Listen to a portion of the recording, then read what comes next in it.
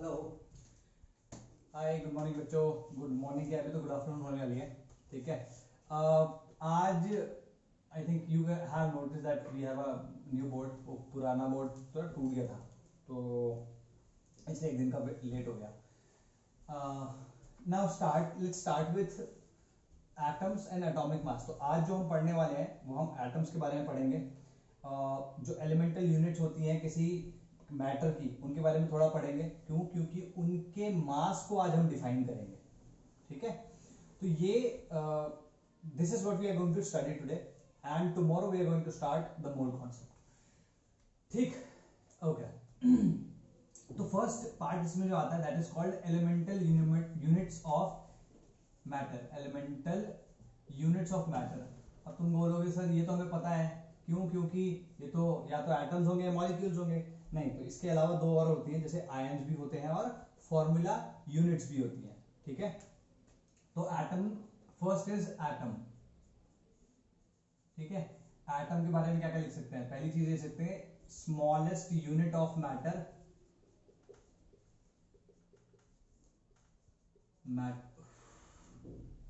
Smallest unit of matter.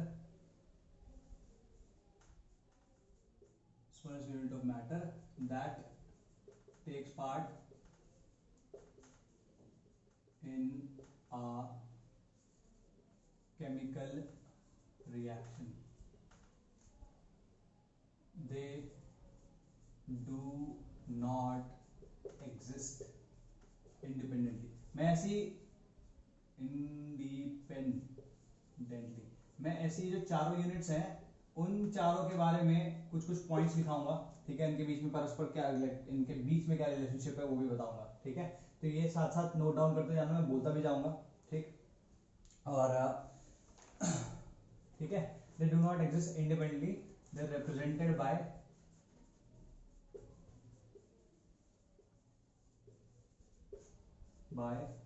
Symbol. ठीक है जी। ये सिंबल कौन सा होता है? ठीक है, ये सिंबल होता है आपका एटॉमिक सिंबल या एलिमेंट का सिंबल। ठीक है। तो एग्जांपल क्या हो गया इनके? He हो गया, Fe हो गया, दे मे और मे नॉट, सॉरी, दे मे और may not exist independently. He, Fe और Na, ऑल दिस। ठीक है। तो सो this is about your atoms. ठीक है। Now let's talk about molecules. अगर तुम एक चीज और लिखना चाहते हो तो उसमें ये लिख सकते हो कि नंबर ऑफ प्रोटॉन्स। हालांकि मैंने अभी तक तुम्हें मतलब एटॉमिक स्ट्रक्चर के बारे में डेफिनेटली नहीं पढ़ा, क्योंकि वो तो नेक्स्ट चैप्टर है। ना ही मैंने तुम्हें डाल्टन्स एटॉमिक थ्योरी बताई, बट आई एम अज्यूमिंग कि तुम्हें पता है कि किसी भी एटम के अंदर प्रोटॉन, न्यूट्रॉन और इलेक्ट्रॉन्स होते हैं। प्रोटॉन और न्यूट्रॉन मिलकर न्यूक्लियस बनाते हैं और इलेक्ट्रॉन उसके बाहर होता है, न्यूक्लियस के बाहर होता है। इतना हम so far understand, we understand that. तो number of protons is equal to number of electrons. ठीक है। exist independently and they are neutral. You can write that as well. They are neutral. ठीक है। Okay. Molecules क्या होते हैं? Molecules are that smallest unit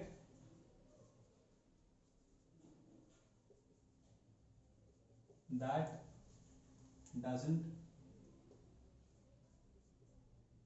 does take part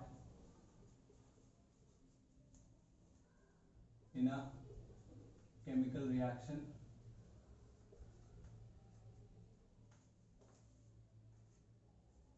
as it is. ठीक है। इसमें it is made up of atoms. It is neutral.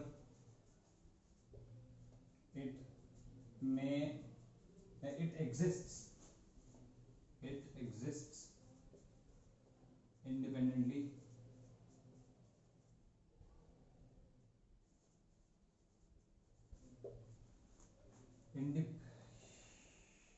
independently,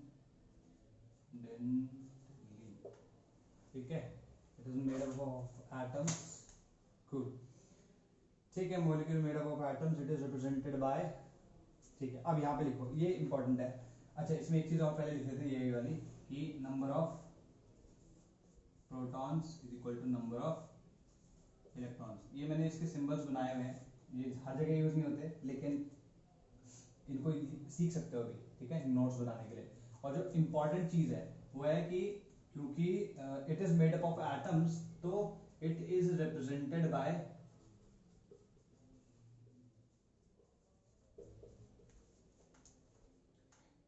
a group of symbol of atoms called chemical formula,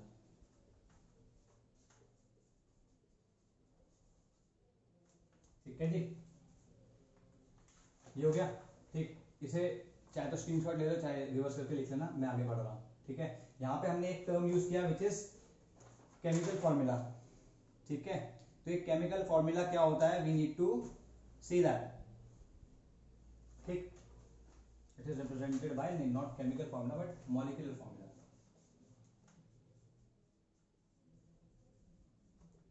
ठीक है, molecular formula, अब इसको थोड़ा सा define कर देते हैं, ठीक है, इसको रिवर्स करके लिख लेना भाई जल्दी जल्दी,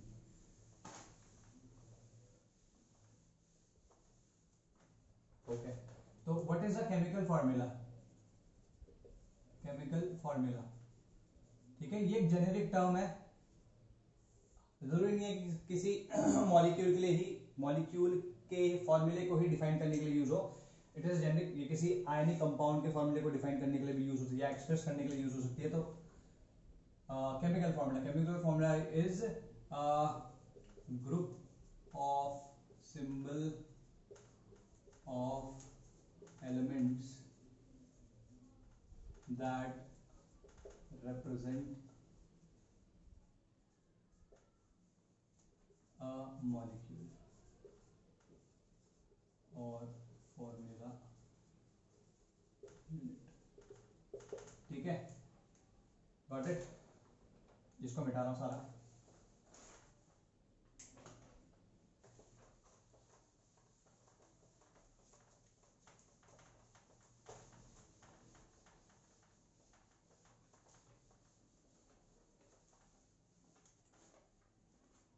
ठीक है, केमिकल फॉर्मूला, अभी मॉलिक्यूलर फॉर्मूला को डिफाइन कर लेते हैं, इसमें एग्जांपल के तौर पे हम क्या लिख सकते हैं, चलो पहले मैं मॉलिक्यूलर फॉर्मूला को डिफाइन कर लेते हैं, या अगर इसका एग्जांपल लिखना है तो तुम CO2 लिख सकते हो या NaCl लिख सकते हो, ठीक है, ये भी group of symbol of elements है, ये भी group of symbol of elements है, this represents a molecule and this represents a formula unit, ये फॉर्मूला यूनिट क्या होती है ये भी हम देखेंगे अभी, ठीक है, मॉलिक्यूलर फॉर्मूला, मॉलिक्यूलर फॉर्मूला क्या होता है, represents group of symbol of elements representing the exact number atoms in a molecule, ठीक है, बहुत बेसिक चीज है, ये दोनों चीजें पता होनी चाहिए, मतलब याद नहीं भी है तो भी कोई फर्क नहीं पड़ता, but you should know these, ठीक है, एग्जाम्पल CO2 हो गया, H2O हो गया, H2SO4 हो गया, दीज आर द एग्जाम्पल्स, ठीक है, now let's talk about ions, या फिर ठीक है, लेट्स टॉक अबाउट आयंस, ठीक है, आयंस क्या हुए, आयंस होते हैं कि किसी भी एटम या मॉलिक्यूल, जब कोई भी एटम या मॉलिक्यूल लिख लेते हैं सीधे सीधे, entity that results when an atom or a molecule loses or gains one more one or more electrons।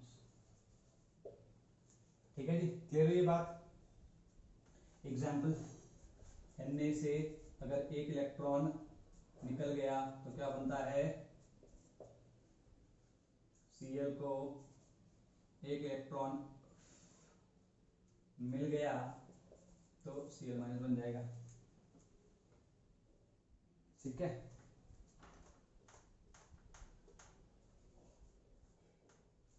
Loser gains, loses और गेन्स वन और मोर इलेक्ट्रॉन्स। ठीक है, ओके। नाउ इसमें छोटी छोटी चीजें हैं जो ध्यान रखनी है। इसको हम इस तरीके से भी डिफाइन कर सकते हैं, charged species of atoms, atom या एटम्स दोनों लिख रहा हूं, which has an imbalance of entity that हाँ ठीक है, charge species of atom which results which has an imbalance of electrons and protons। ठीक है, तो हमने देखा कि एटम और मॉलिक्यूल में नंबर ऑफ इलेक्ट्रॉन्स और नंबर ऑफ प्रोटॉन्स इक्वल होते हैं। इसमें इम्बैलेंस होता है, या तो इलेक्ट्रॉन ज्यादा होंगे या प्रोटॉन ज्यादा होंगे। ठीक है, which has an imbalance of एक। ठीक है, इसको उतारो, फिर आगे देखते हैं। ठीक है जी, या फिर यहाँ पे लिख सकते हैं, चलो ऊपर ही लिख लेते हैं, नीचे शायद दिखेगा नहीं।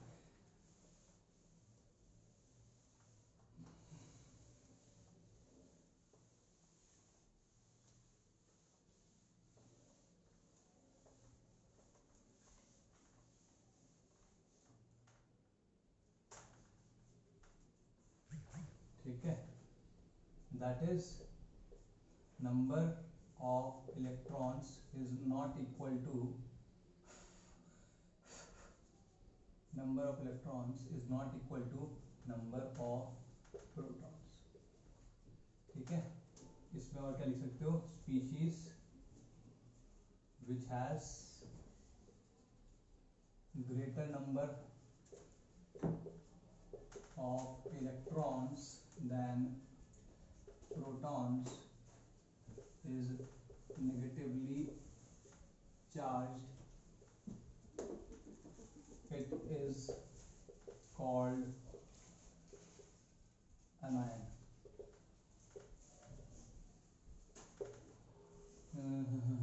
ठीक है, species which has greater number of, या उल्टा उसी तरीके से लिख देते हैं, lower number of electrons than the number of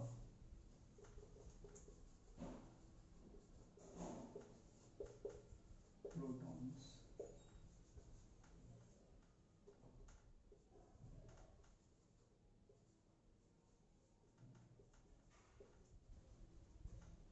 is positively charged, it is called a cation। cation, cation। ठीक है जी, कैटायन कटायन जो भी बोलना बोलो। ठीक है, ये दो तरीके के हैं, these are of two types. ठीक है, कैसे, फर्स्ट इज मोनोएटॉमिक आयंस। ठीक, ions having only one atom. Example क्या हुआ इसका, Na प्लस Cl माइनस। ठीक है, second will be polyatomic, polyatomic ions having two or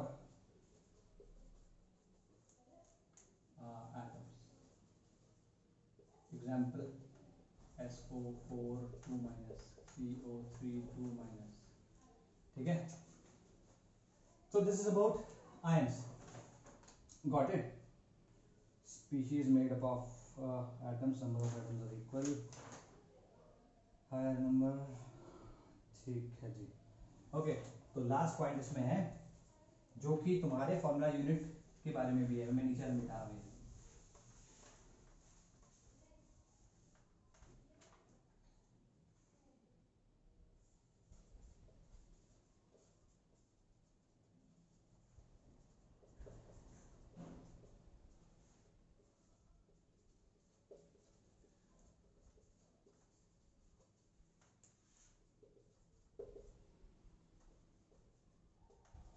ये क्या लिख रहा हूँ कि जो कैटायंस और अनायंस होते हैं एक दूसरे को अट्रैक्ट करते हैं, और अगर अट्रैक्ट करेंगे तो ये इलेक्ट्रोस्टैटिक फोर्स से अट्रैक्ट करते हैं. दे मेक या दे फॉर्म आयनिक कंपाउंड्स. ठीक है. Which exist as formula units. ठीक है जी.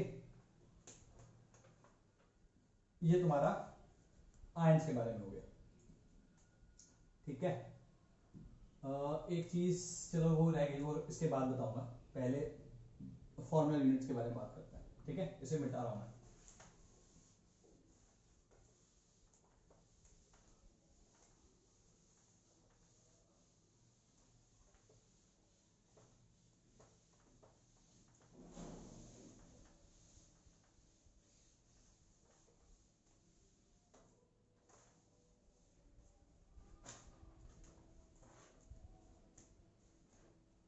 Elemental units.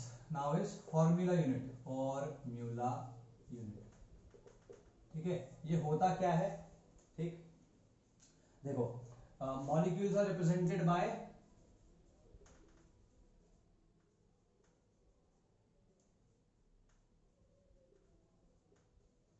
represented as a molecule as a represented by molecular formula. ठीक है जी. molecular formula जैसे CO2. but ionic compounds are represented by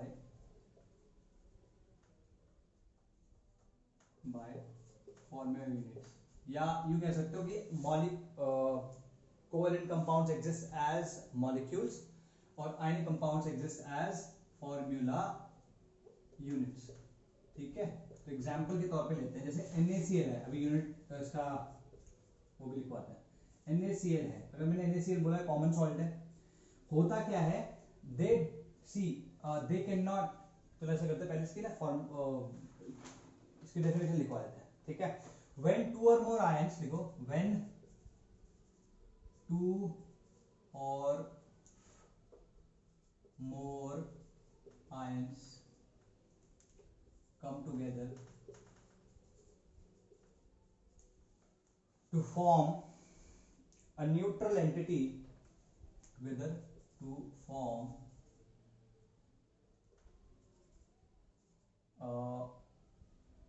an ionic compound, the resulting entity is called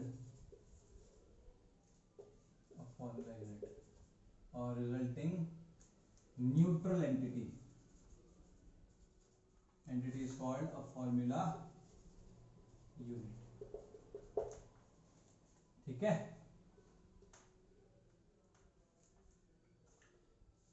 it does not exist, yeah, it cannot लिख देते हैं.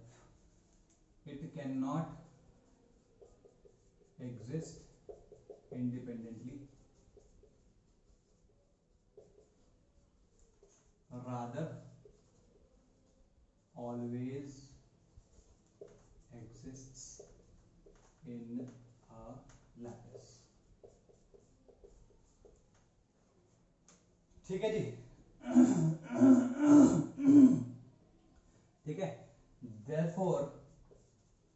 therefore it is expressed in a in the simplest ratio of their constituent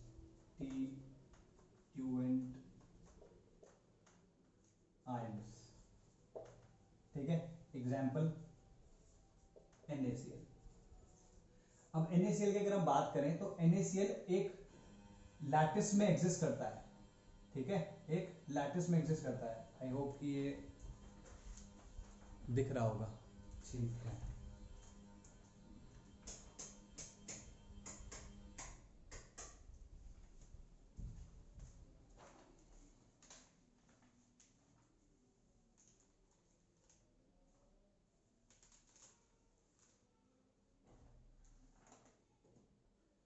ठीक है. therefore हाँ, NaCl exist करता है एक lattice में.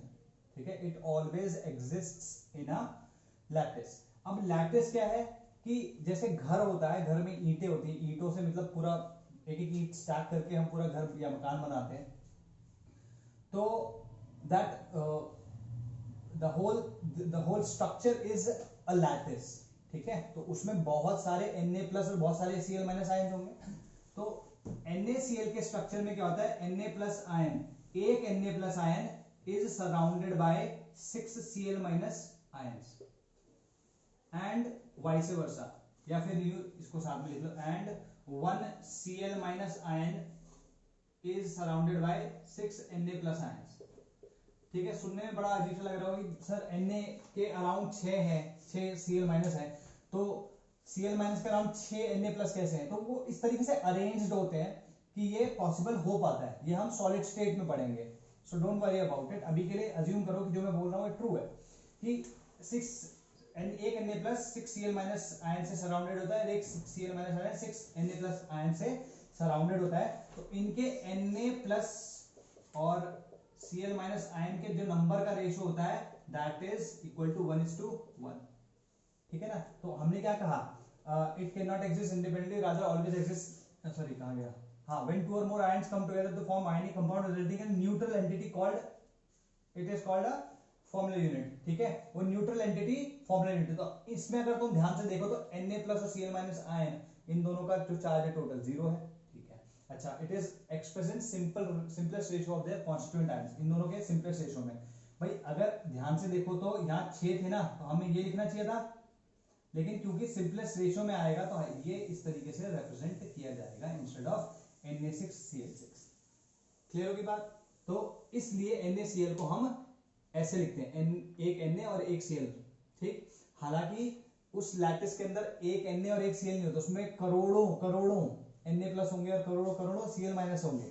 ठीक है, लेकिन रेशियो हमेशा 1:1 रहेगा. तो अगर 10 करोड़ Na प्लस आयंस है तो 10 करोड़ Cl माइनस आयंस भी होंगे.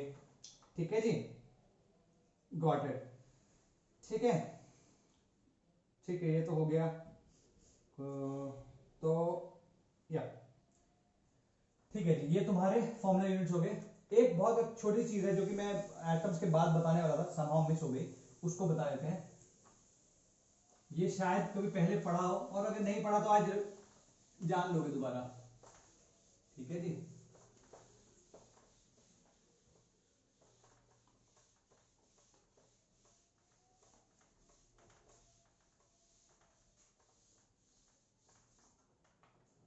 ठीक है. That concept is called atomicity और मॉलिक्यूलैरिटी. ठीक है, ये मॉलिक्यूलैरिटी का जो कॉन्सेप्ट है कहीं और भी आता है, वो अलग है, ये अलग है. तो इसलिए यूजुअली हम इसको ऐसे लिखते नहीं है, बट कहीं कहीं पे ऐसा मिल जाता है. ठीक है, इसलिए यहाँ पे लिख रहा हूँ कि मॉलिक्यूलैरिटी को सुन के कभी कंफ्यूज मत होना. यहाँ एटॉमिसिटी को देख लो बस. अभी आगे से जब मैं रिफर करूंगा इस कॉन्सेप्ट को, तो हमेशा एटॉमिसिटी के नाम से रिफर करूंगा. ठीक है, एटॉमिसिटी का मतलब क्या हुआ, it is total number of ions, sorry, total number of atoms in a molecule or ion. ये ध्यान रहेगा. ठीक है, एग्जाम्पल CO2, इसमें कितना है, 1 2 3 H2O, 1 2 3 H2SO4, 1 2 3 4 5 6 7, ठीक है, CaCO3, 1 2 3 4 5, ठीक है, NaCl, देखो मॉलिक्यूल आयन या फॉर्मूला यूनिट भी लिख सकते हो, फॉर्मूला यूनिट, ठीक है, किसी के बारे में, जैसे NaCl हो गया, NaCl का क्या होगा 2, और MgCl2 2, ठीक है, आर बी क्लियर। इसमें वैसे फॉर्मूला यूनिट में एग्जांपल ये हो सकता है, ये हो सकता है, ये सारे एग्जांपल हो सकते हैं, ठीक है। ओके, नाउ इसमें एक और चीज होती है, वो होती है with respect to a particular atom. तो atomicity with respect to an atom is equal to the number of those atoms in the molecule or ion or FU, formula unit, ठीक है जी। तो जैसे अगर मैं इसकी बात करता हूं,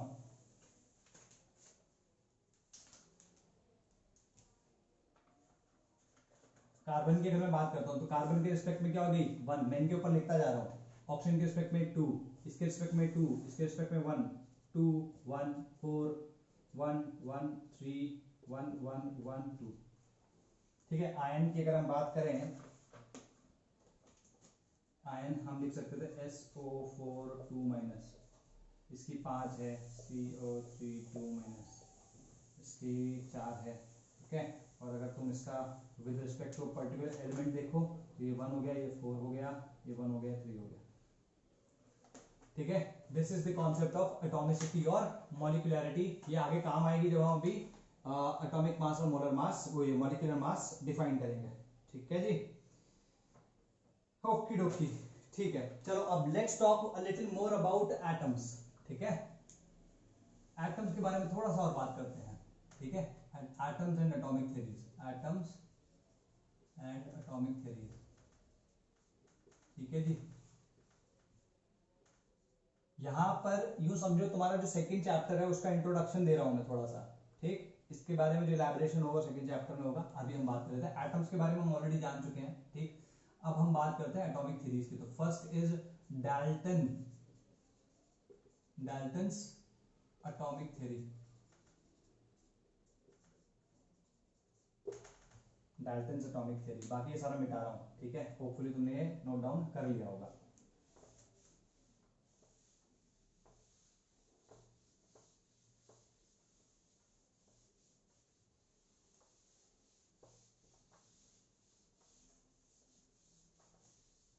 Dalton's atomic theory, Dalton's atomic theory जो बेसिक है इसका वो ये है कि एटम का जो नाम है, इसका मतलब होता है इनडिविजिबल या इनडिस्ट्रक्टिबल, इनडिविजिबल और इनडिस्ट्रक्टिबल, ठीक है। ये शायद पहले ही पढ़ी हो, मैं ऐसे कुछ पोस्टुलेट्स अभी लिखवाऊंगा तुमको, तो कुछ पोस्टुलेट्स इसके नोट डाउन करो। लिखो भाई, एटम इज कंसिडर्ड, साथ साथ लिख भी रहा हूं, atom is considered hard dense, considered hard, dense and smallest unit of matter. B, atom is indivisible,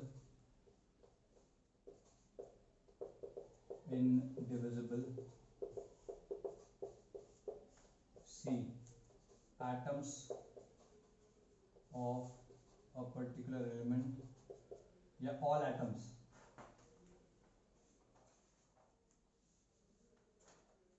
all atoms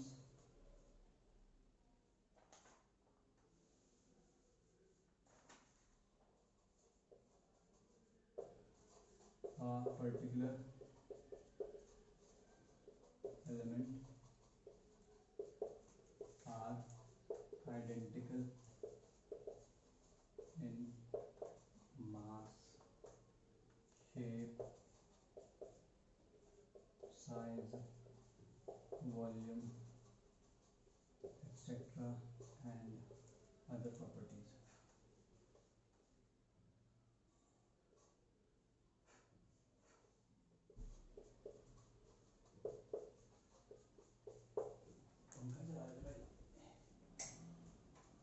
ठीक है जी,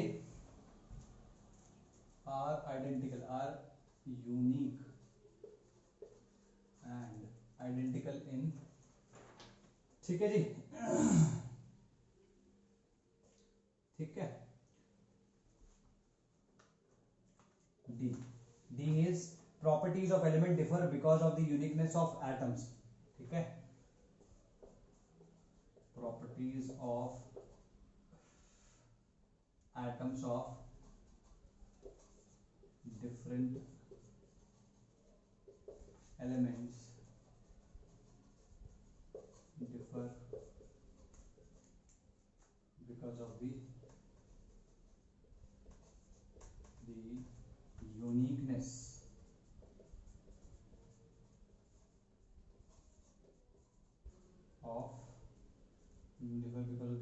of atoms of different elements. ठीक है, E. atoms of different elements differ in mass and other properties. ठीक है, इसमें कुछ properties में मैं निशान लगा देता हूँ. ठीक, एक तो ये वाली, एक ये वाली और एक ये वाली. इन तीनों प्रॉपर्टीज को हम आगे देखेंगे कि इनमें क्या प्रॉब्लम है. ठीक है, ये पोस्टुलेट समझ लो. ठीक है, ई एफ. ठीक है, इसमें लिखो compounds are formed when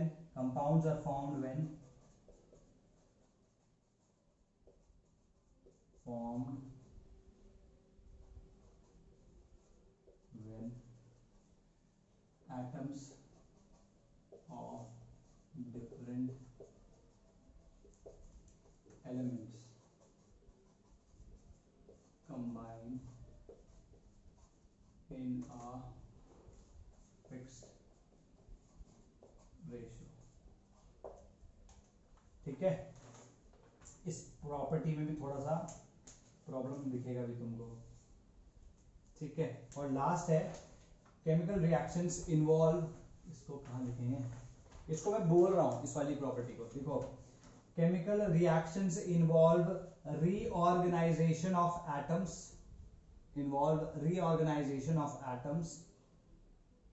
they are neither created nor destroyed in a chemical reaction. That is another one of the postulates. That is 7th. ठीक है, 7 हो गए. अगर इसमें एक चीज और लिखनी है तो हम ये लिख सकते हैं कि ये जो थ्योरी है इसमें लॉज ऑफ केमिकल कॉम्बिनेशन के जो 3 लॉज है शुरुआत के, कौन कौन से?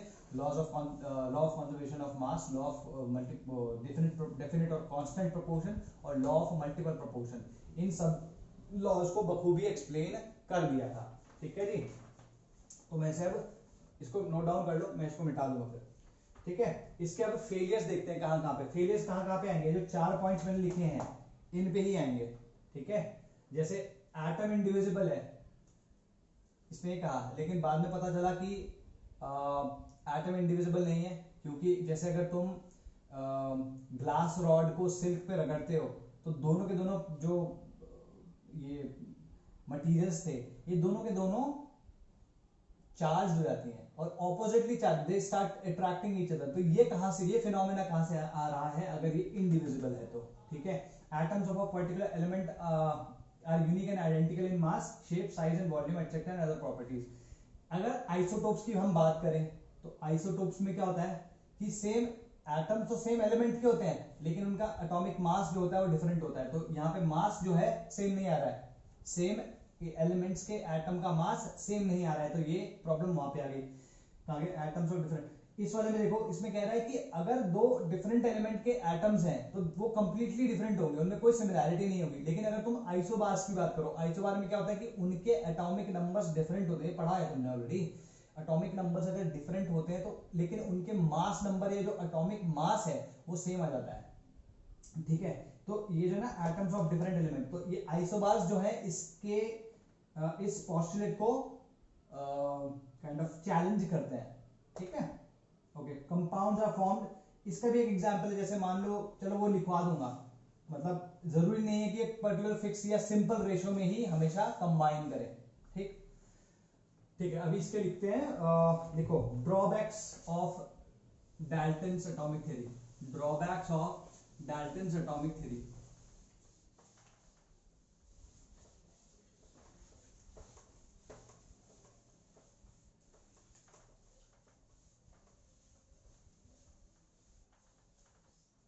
Drawbacks of Dalton's atomic theory, drawback क्या क्या है, drawback,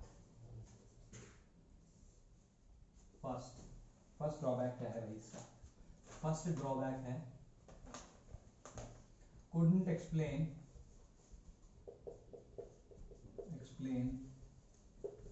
charging of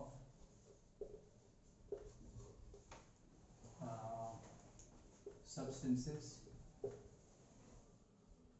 when they were rubbed against each other, ठीक है। एग्जाम्पल क्या होगा, सिल्क प्लस एबोनाइट और, ठीक है, सिल्क और एबोनाइट या सिल्क और ग्लास को अगर तुम रगड़ोगे तो ये होगा। Second point is it could not, देखो, it fails to explain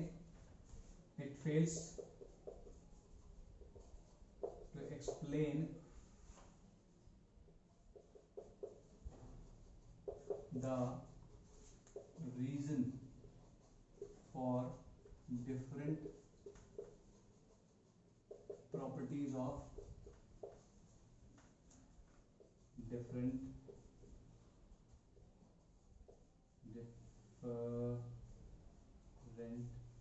atoms, different properties of different elements लिख लेते हैं, ठीक है। वो यूनिकनेस है तो क्यों है वो नहीं बता पाए, ठीक। Third is the discovery of isotopes and isobars, ठीक है, could not explain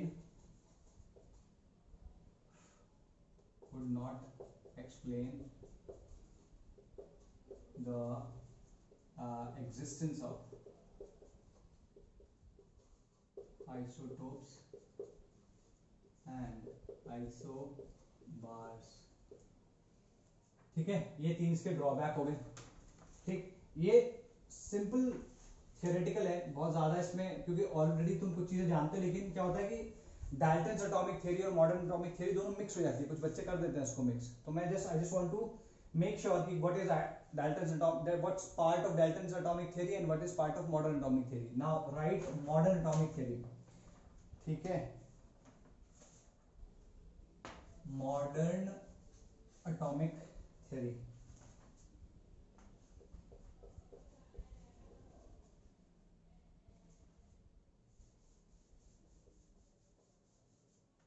ठीक है जी। अब इसमें क्या क्या कहता है, ये देखो, सबसे पहला पॉइंट क्या था कि इंडिविजिबल है। सबसे पहला पॉइंट ये थ्योरी का कहता है कि दैट ठीक है, atom is the smallest unit of matter that takes part in a chemical reaction, ठीक है, it is made up of subatomic particles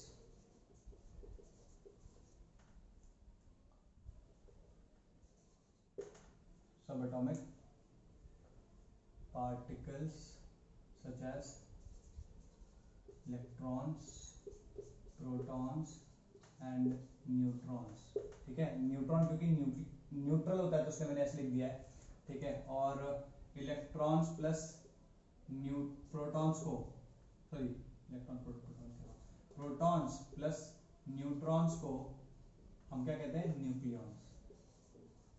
इनको साथ में, अगर मैं न्यूक्लियॉन की बात कर रहा हूं तो मैं प्रोटॉन और न्यूट्रॉन दोनों की बात कर रहा हूँ कभी भी, ठीक है, ये तो पहला हो गया, ठीक। Second point is atom of different elements may not, atoms of the same element, atoms of the same element may not have identical properties, ठीक है, इसका एग्जांपल क्या हुआ, isotope, atoms of different elements may have some similar properties, isobars, ठीक है, isobar में इनका atomic mass या मास नंबर जो होता है वो इक्वल होता है, ठीक है, okay.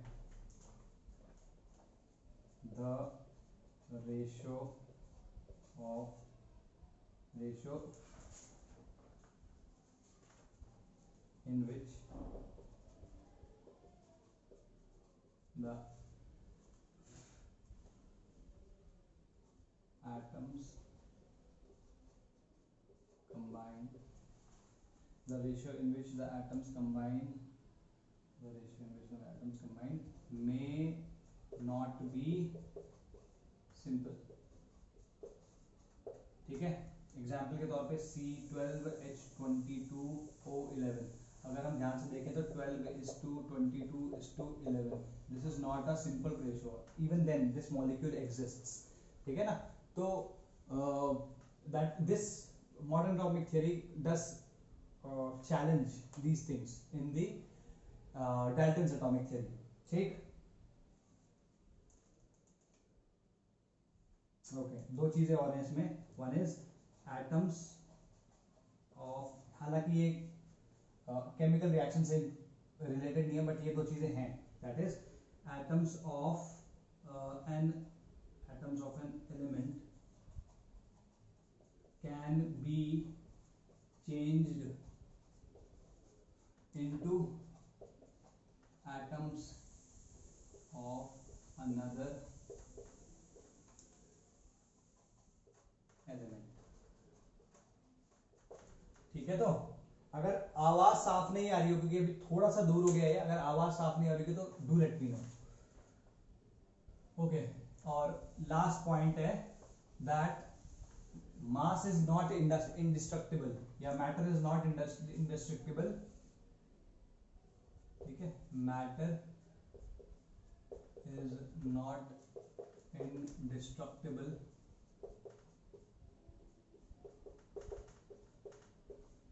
it can be changed into energy in a nuclear reaction, ये दोनों पॉइंट जो है इन अ न्यूक्लियर रिएक्शन भी ऐसे लिख सकते हो, ठीक है, तो क्लियर है, so these are the postulates of this. कितना टाइम हो गया देखें जरा. How much time? 45 minutes already. कोई बात नहीं, थोड़ा सा लंबा जाएगा ये video. Okay, so this is about the modern atomic theory. अब हम बात करेंगे, क्योंकि देखो इसके बारे में आगे जो बात करनी है एटम के बारे में, we will talk about that in the atomic structures और स्ट्रक्चर ऑफ एटम. अब जो हम बात करने वाले हैं दैट इज, क्योंकि एटम की बात हो चुकी है और उसकी प्रॉपर्टीज की बात करनी है, तो one of the properties that is very important and prominent is mass. तो अभी हम बात करेंगे मास ऑफ एन एटम या एटॉमिक मास की. ठीक है, तो उसको डिफाइन कैसे किया जाता है, तो उसका एक प्रोसेस है, वो पूरा पूरा दिखाया मतलब बताऊंगा. ठीक है, इसको मिटा रहा हूं.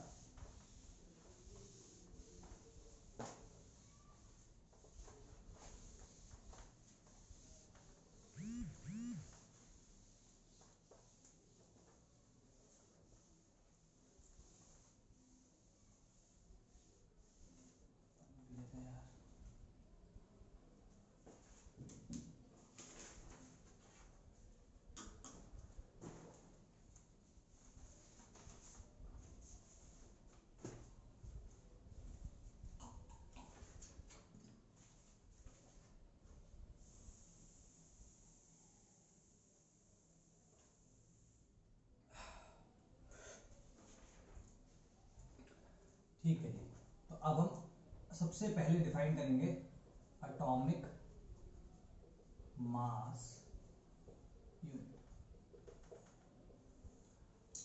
तुम्हें पता है कि एटम बहुत ही स्मॉल होता है ना. We can't see it. ठीक है, in fact nobody has ever seen an atom ever. किसी ने एटम आज तक देखा ही नहीं है. इलेक्ट्रॉन्स तो भूल जाओ, एटम ही नहीं देखा आज तक. ठीक है, ग्रुप ऑफ एटम्स शायद देखा होगा, लेकिन एटम्स आज तक किसी ने देखे नहीं. ठीक है, उसके बावजूद भी हम उस पर बिलीव करते हैं because science is so. Anyway, atoms बहुत छोटे होते हैं. अब अगर बहुत ही छोटी चीज होगी तो उसका मास भी बहुत ही कम होगा, और अगर मास बहुत कम हुआ तो हम उसको ग्राम्स में या किलोग्राम्स में इसमें तो मेजर नहीं कर सकते. ठीक है, तो उसको मेजर करने के लिए हमने एक यूनिट को डिफाइन किया है. ठीक है, जिस यूनिट का नाम है AMU, एटॉमिक मास यूनिट. अब करंटली उसको यू, स्मॉल यू से डिफरेंट रिप्रेजेंट करते हैं, जिसको हम कहते हैं यूनिफाइड मास. ठीक है, उस पर भी आएंगे. एटॉमिक मास यूनिट ये समझ लो, ये क्या होता है. AMU इज इक्वल टू, ठीक है, 1/12 the mass of one C12 atom.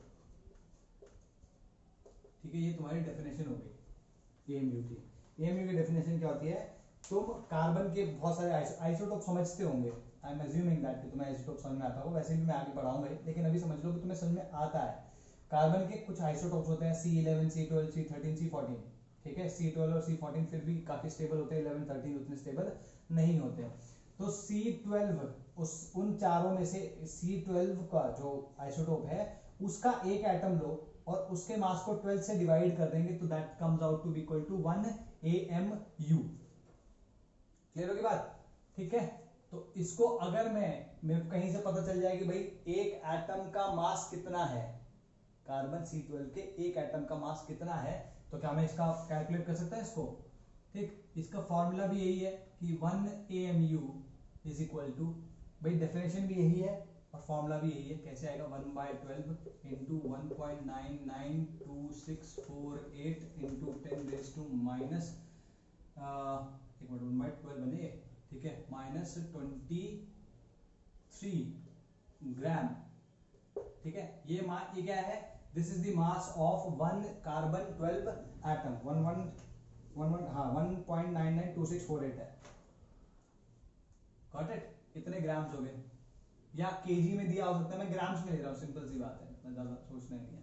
ठीक, तो it comes out to be equal to 1.66 into 10 raise to -24 grams.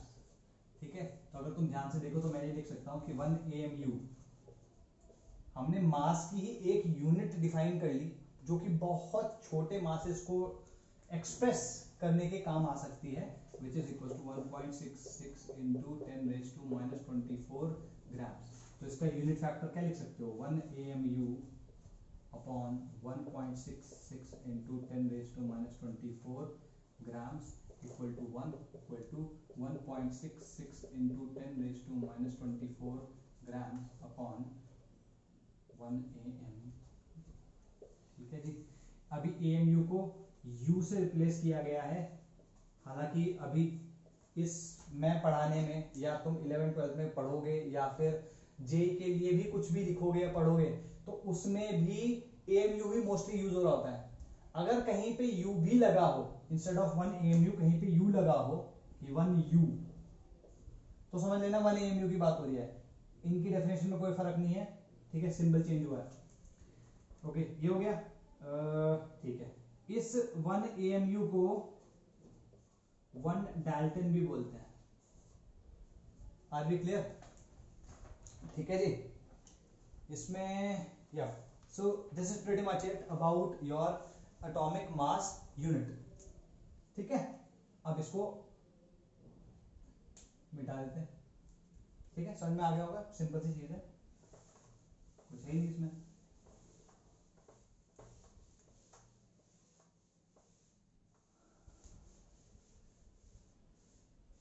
अब हमने क्या किया कि हमने डायरेक्टली हर एक एटम को ना ऐसे उसका मास मेजर नहीं किया।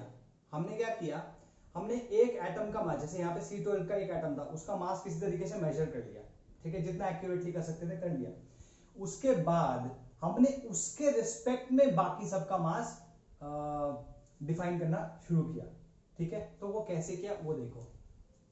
सबसे पहले हमने एक यूनिट डिफाइन करी जिसको हम कहते हैं रिलेटिव एटॉमिक मास। ठीक है, इसमें हम क्या करते हैं, किसी एटम का मास किसी दूसरे स्टैंडर्ड एटम के मास का रेशो जो होता है that is relative atomic mass. तो you can right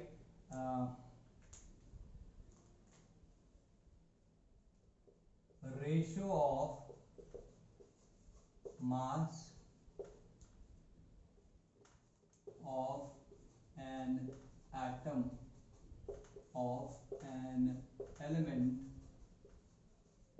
to the ratio to the ratio of mass to the mass of a standard atom of an atom of a standard element। ठीक है जी, ये relative atomic मास हुआ। ठीक, इसमें क्या था, सबसे पहले जो स्टैंडर्ड एटम था या स्टैंडर्ड एलिमेंट था दैट वाज हाइड्रोजन। ठीक है, तो उसके रिस्पेक्ट में RAM, भाई राम लिख सकते हैं ना इसको। ठीक है, राम हर जगह है भाई। ठीक, केमिस्ट्री में भी है, कंप्यूटर में तो होती है रैंडम एक्सेस मेमोरी, वहां पे भी है कंप्यूटर में। रैम इज क्या है, मास of an atom of an element upon mass of 1H atom. ठीक है, इस तरीके से रैम को हमने डिफाइन किया था पहले, ये डाल्टन ने किया था इनफैक्ट। फिर विद रिस्पेक्ट टू ऑक्सीजन ये हुआ, तो इस केस में रैम क्या होगा, मास, वही ऊपर वाला, mass of an atom of an element with respect to a mass of portion. ठीक है, तो यहां पे क्या था, 1/16 द मास NO एटम। ठीक है जी, और अब जो करंट स्टैंडर्ड है दैट इज कार्बन, और कार्बन कौन सा, C12। ठीक है, मैं यहाँ लिख रहा हूँ। इस केस में रैम जो थे वैसे डिफाइन किए गए थे कि मास of an atom of an element upon 1/12 the mass of a C12 atom। ठीक है जी, आर वी क्लियर? तो ये बेसिकली तुम्हारी इसकी डेफिनेशन हो गई। क्लियर होगी बात? सिंपल, इतना ही इसको समझो कि हमने क्या किया। अभी ये तो पुराना था इसलिए मैंने बता दिया, इसको भूल जाओ, सिर्फ इस पे कंसंट्रेट करना। चाहो तो तुम इसकी डेफिनेशन चेंज भी कर सकते हो कि ratio of mass of an element of an atom of an element to 1/12 the mass of a carbon 12 atom of a carbon 12 atom. ये डेफिनेशन तुम लिख सकते हो। ये मैंने जेनेरिक बताई थी, इसके रिस्पेक्ट में तुम ये डेफिनेशन जो भी मैंने बोली वो लिख सकते हो। ठीक है, तो now that we have defined this, let's move forward। अभी एटम से मतलब एटम से एक यूनिट हो गई ना, एलिमेंटल यूनिट। इसके अलावा बाकी और भी तो यूनिट्स है ना। बाकी कौन कौन सी यूनिट्स है कि तुम्हारे पास mass is also unit, molecule is also unit. तो मॉलिक्यूल का भी मास होगा, तो हम क्या कहेंगे उसको, उसका रिलेटिव मास होगा, तो क्या बोलेंगे उसको, रिलेटिव मॉलिक्यूलर मास। ठीक है, रिलेटिव मॉलिक्यूलर मास या फिर RMM, रम। ठीक है, अगर हम इसकी डेफिनेशन बोलेंगे तो क्या होगा, ratio of mass of a molecule of an element, ठीक है, to 1/12 the mass of a C12 atom। ठीक है, तो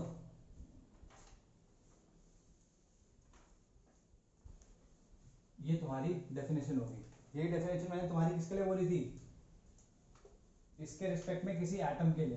क्लियर होगी वो बात? तो यहाँ पे हम RMM को कैसे डिफाइन कर सकते हैं, ऊपर वाले तो मिटा रहा हूं मैं ये। ठीक है, ऊपर वाले मिटा रहा हूं, इनफैक्ट ये तीनों मिटा देता हूं। ठीक है, यहाँ पे मैं इसको C12 कर रहा हूं विद रिस्पेक्ट टू C12 और mass of molecule of an element और कंपाउंड। ठीक है, to mass of 1/12 the mass of 1 C12। ठीक है जी, और RMM हो गए रम। Got it? इसी तरीके से मैं आयंस के लिए डिफाइन कर सकता हूं। ठीक, रिलेटिव मॉलिक्यूलर मास था, अभी मैं यहाँ पे ज्यादा लिख के RIM कैसे आएगा, RIM is relative ionic mass which is equal to mass of. अच्छा एक सेकेंड, इसमें एक और चीज लिखना भूल गया मैं, that is atomic mass unit जो थी AMU, वो हमने क्या लिखी थी, that was equal to 1/12 the mass of C12 atom.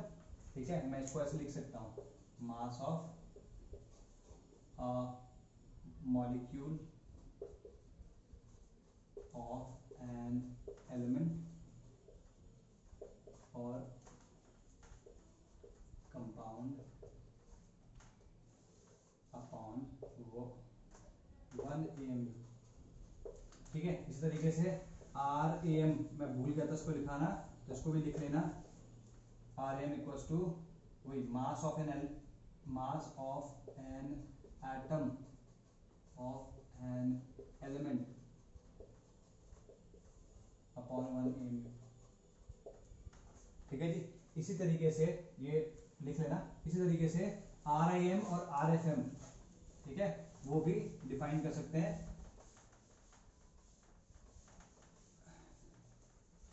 RIM क्या होगा, RIM equals to mass of an ion upon 1/12 the mass of C12 atom equal to mass of an ion upon 1 AMU। ठीक है जी। Similarly अगर मैं RFM की बात करूंगा तो क्या आ जाएगा यहाँ पे, mass of a formula unit of an ionic compound upon 1/12 the mass of a C12 atom। इसको हम लिख सकते हैं मास ऑफ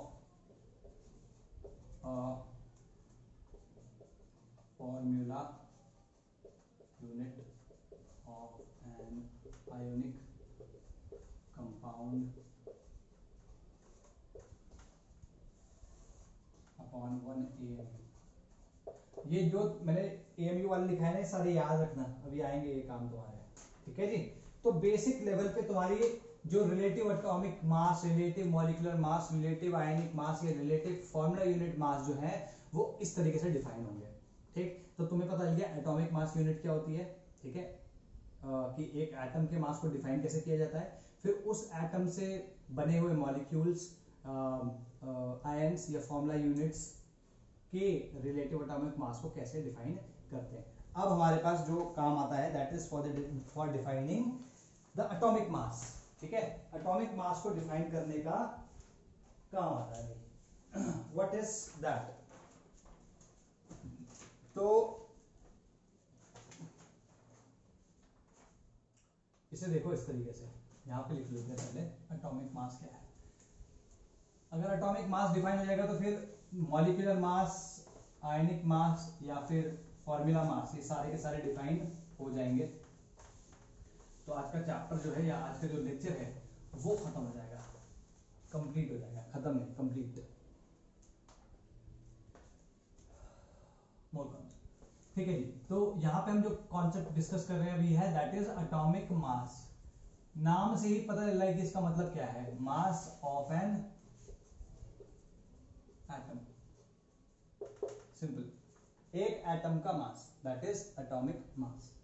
ठीक, अगर मैं इसकी डेफिनेशन लिखूं तो क्या लिखूंगा, डेफिनेशन तो लिख चुका, फॉर्मूला क्या होगा, एटॉमिक मास, या इस तरीके से देखो, RAM क्या था, RAM was equal to mass of an atom of an element upon 1 AMU था। ध्यान से देखो, इसको भी मैं ऐसे लिख सकता हूं, ऑफ एन। ठीक है, तो हम यहाँ पे क्या लिख सकते हैं, मास ऑफ एन एटम, या फिर इसकी जगह मैं क्या लिख सकता हूँ, इसकी जगह लिख सकता हूँ मैं एटॉमिक मास। तो RAM is equal to atomic mass upon 1 AMU। तो क्या मैं इसको लिख सकता हूँ कि AM is equal to RAM into 1 AMU। ठीक है, ये ध्यान रखना। ये क्यों कर रहे हैं इसका भी एक एग्जांपल दूंगा तो तुम्हें समझ में आएगा। Are we clear about this? Simple है। अच्छा जी, अगर मान लो रैम की बात करें तो हाइड्रोजन का जो मास होता है दैट इज 1.67 इंटू 10⁻24 ग्राम्स। ठीक है जी। अच्छा, 1 AMU कितना होता है, 1 AMU is equal to 1.66 into 10⁻24 grams.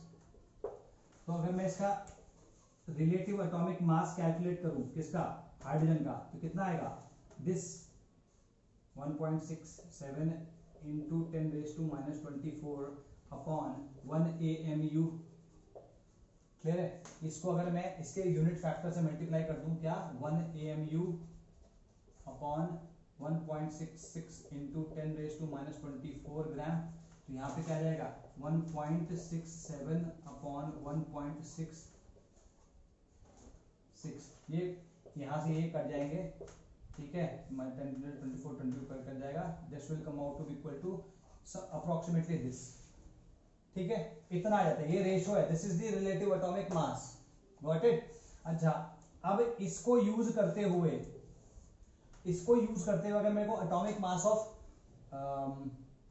Hydrogen चाहिए इन एएमयू, तो मैं क्या लिखूंगा, AM of hydrogen equals to R A M into 1 AMU, क्या आएगा 1.008 into 1 AMU, that will come out to equal to 1.008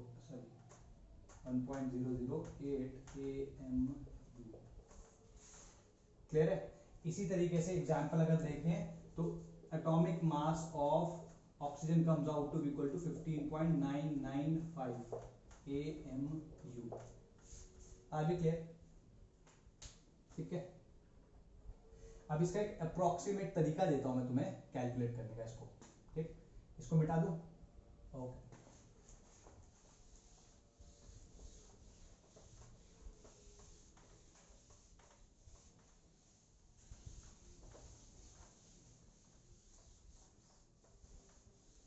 इसको अप्रोक्सीमेटली कैलकुलेट करने का तरीका ये है, अज्यूम करना है हमको कि that RAM represents number of nucleons in an atom। ये अज्यूम कर लोगे एक बारी, सब चीजें आसान हो जाएंगी। नंबर ऑफ न्यूक्लियॉन्स को हम मास नंबर से भी रिप्रेजेंट करते होंगे, याद होगा तुमको, एक एटॉमिक नंबर होता है और एक मास नंबर होता है ना। पीरियोडिक टेबल कभी तो देखी होगी, उसमें दो नंबर्स होते हैं, एक नंबर रिप्रेजेंट करता है नंबर ऑफ प्रोटॉन्स को जो कि एटॉमिक नंबर होता है, और एक नंबर रिप्रेजेंट करता है number of protons plus number of neutrons को, मतलब नंबर ऑफ न्यूक्लियॉन्स को, which is called Mn, mass number. ठीक है, तो Rm is, we can write RAM is approximately equal to mass number. ठीक है, तो अगर तुम ध्यान से देखो, हाइड्रोजन के पास सिर्फ और सिर्फ एक प्रोटॉन होता है, तो इसका मास नंबर क्या हो गया 1। ठीक है, ऑक्सीजन के पास 16, कार्बन 12, हीलियम 4। तो अगर तुम देखोगे तो इनके जो एटॉमिक मास आते हैं, इसका आता है 1.008, इसका आ रहा है 15.995, इसका आ रहा है 12, है ना, इसका 4 के आसपास 4 पॉइंट समथिंग आता है। तो तुम अगर ध्यान से देखो तो ये आसपास ही है, आसपास है ना, ये तुम ऐसे लिख सकते हो इसको अप्रोक्सीमेटली, है ना। तो एक तरीका है ये याद रखने का, तो ध्यान से ये लिख लेना कि that relative atomic mass is, मैं बोल देता हूं, in fact I will dictate it to you. ठीक है, देखो, Rm is approximately equal to number of nucleons in an atom or equal to the number, so mass number of that atom। Are we clear? ठीक है जी। तो अगर मैं लिखूं, sorry, इसको इस तरीके से लिखना पड़ेगा हमको, मास नंबर इनटू, नहीं सॉरी, ये नहीं, अगर मैं AM लिखूंगा तो AM को लिख सकता हूं मास नंबर इनटू 1 AMU। भाई अप्रोक्सीमेटली इक्वल टू ये है RM, फॉर्मूला क्या होता है AM का, AM into is equal to RM into 1 AMU। Are we clear? ठीक है, अब बस और कुछ नहीं करना, अब क्योंकि हमने एक बार एटॉमिक मास डिफाइन कर दिया, तो भाई एटम से मॉलिक्यूल बनता है, मॉलिक्यूल और आयंस बनते हैं, और उन्हीं आयंस से फॉर्मूला यूनिट्स बनती है। तो बाकी के जो तीनों हैं वो इसी के रिस्पेक्ट में डिफाइन हो सकते हैं, तो मैं इनको मिटा रहा हूं। अब कुछ नहीं करना, अब सिंपली उनको डिफाइन करना है और इनके फॉर्मूले लिख देने हैं। ठीक है, तो देखिए कितना टाइम हो गया, 1 घंटा 9 मिनट हो गया। I think in the next 10 minutes we will be done with this. ठीक है, अब बात करते हैं मॉलिक्यूलर मास। मॉलिक्यूलर मास, ध्यान रखना, जब मैं एटॉमिक मास बोल रहा हूं, मॉलिक्यूलर मास बोल रहा हूं, आयनिक मास बोल रहा हूं, फॉर्मूला यूनिट मास बोल रहा हूं, तो मैं हमेशा एक यूनिट की बात कर रहा हूं, एक एटम या एक मॉलिक्यूल या एक फॉर्मूला यूनिट या एक आयन की ही बात कर रहा हूं, ध्यान रहेगा। मास of a molecule of a compound. ठीक है जी, तो भाई RMM क्या होता है, RMM equals to mass of an of a molecule upon 1 AMU ये होता है। तो यहाँ पे हम अगर देखें तो MM molar mass sorry molecular mass equal to RMM into 1 AMU। ठीक है जी, RMM equal to 1 AMU। Clear होगी बात? ये तुम्हारा फॉर्मूला हो गया। और RMM तुमको कैलकुलेट करना आता है, कैसे करोगे बताता हूँ। जैसे CO2 है, अब CO2 में एक एलिमेंट, एक कार्बन हो गया और दो ऑक्सीजन हो गए। तो अगर मैं एक मॉलिक्यूल की बात कर रहा हूं तो उसमें एक एटम कार्बन का, दो एटम ऑक्सीजन के। इसका मतलब 1 इंटू C का atomic mass of C plus 2 into atomic mass of O। ठीक है, इसका हमें पता है 12 होता है, तो 1 इंटू 12 प्लस 2 इंटू 16, इसका 16 15.995 16 ले लिया, कितना आ जाएगा 44 AMU। ये तो हुआ या नहीं?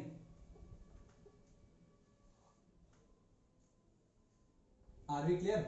ठीक है, तो अगर तुम्हें मॉलिक्यूलर या सॉरी एक सेकंड रुको, ये तो हमने अभी RMM कैलकुलेट किया है।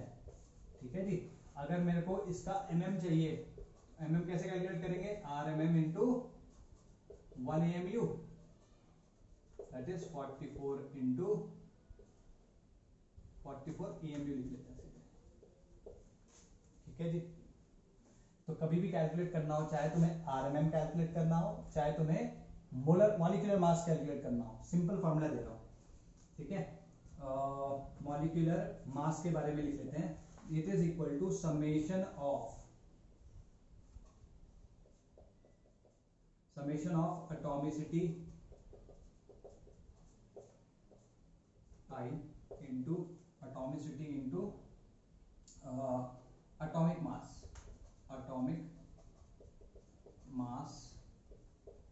Of the element. जिस भी एलिमेंट की बात हो रही है उसकी एटॉमिसिटी और उसका एटॉमिक मास। जैसे अगर CO2 की बात करें, CO2 की एटॉमिसिटी 1 है into its atomic mass, O की एटॉमिसिटी 2 है इंटू एटॉमिक मास। ठीक है, इसी तरीके से अगर तुम H2SO4 की बात करोगे तो इसके लिए क्या आएगा 2 into atomic mass of hydrogen plus 1 into atomic mass of sulphur plus 4 into atomic mass of oxygen. तो ये तुम्हारा फॉर्मूला यहीं से, तो यही तो है जो वहां पे लिखा हुआ है खोल के। ठीक है जी, तो चाहे तो तुम इस तरीके से करो और कैलकुलेट इस तरीके से कर सकते हो। तो अगर तुम्हारे पास एटॉमिक मास है तो तुम हमेशा मॉलिक्यूलर मास निकाल सकते हो। Got it? ठीक है जी, इसके अलावा ये तो फॉर्मूला हो गया जी। सेम तरीके से तुमको आयनिक मास और फॉर्मूला मास को डिफाइन करना है। ठीक है, यहां पे मैं एक एक करके इन सबको चेंज करता जा रहा हूं और कुछ नहीं करना मुझे, सिमिलर एग्जैक्टली सिमिलर स्टेप्स हैं। ठीक है, इसमें क्या लिखोगे? Of an ion. ठीक है, यहां पे क्या हो जाएगा RIM, that is equal to mass of an ion upon 1 AMU। तो हम क्या लिख लेंगे? Ionic mass IM, ionic mass equals to RIM into AMU। Got it?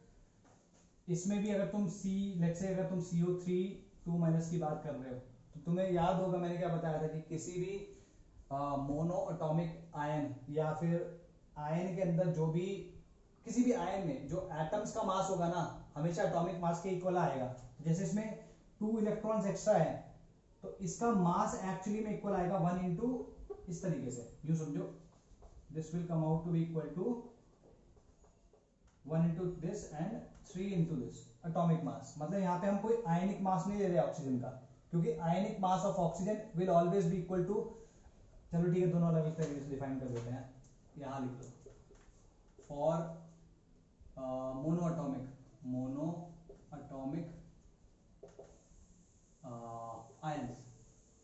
Ionic mass is equal to atomic mass. ये ध्यान रखना। ठीक है जी। अगर मैं, ये क्या है, पॉली एटॉमिक, तो यहाँ पे लिख रहा हूँ फॉर पॉली एटॉमिक, ये 2 है, for poly atomic, for poly atomic ions RIM is equal to, जैसे इसके केस में RIM इक्वल टू ये आएगा, इसका 16, 3 इंटू 16, ये कितना हो जाएगा भाई, 7 48 और 12 60, 60। क्लियर होगी बात, ठीक है। इसमें भी अगर तुम IM देखोगे तो IM will be this, same formula, ठीक है। एटम्स जो है उन सबके एटॉमिक मास और मल्टीप्लाइड बाय एटॉमिसिटी और उन सबका सम। क्लियर होगी बात। जैसे यहाँ पे CO3 माइनस है, उसका इसका एग्जांपल क्या देख सकते हो तुम, इसका एग्जांपल हो जाएगा Na+, ठीक है। तो Na+ का या IM Na+ is equal to AM Na, ठीक है। ये ध्यान रहेगा, भूलना नहीं भाई इसको, ठीक है जी। 1 AMU, ओके। एग्जाम्पल सब है तुम्हारे सामने, ये तुमने देख लिया। अगर चाहो तो तुम SO4 का, इनफैक्ट ऐसा करना कि IM ऑफ SO4 कैलकुलेट करके बताना मुझे, ठीक है। SO4 2-, इसका आयनिक मास कैलकुलेट करके बताना, ठीक है जी। तो ये तुम्हारा आयनिक मास हो गया। इसके अलावा कुछ बचता है, चलो ठीक है। अभी फॉर्मूला मास में भी यार सेम चीजें ही हैं, सब चीजें सेम है। यहाँ पे बस मुझे क्या करना है, यहाँ पे हर चीज को हटाते चले जाऊंगा मैं और इसको रिप्लेस कर जाऊंगा formula unit mass, mass of formula unit of mass of और formula unit of an ionic compound,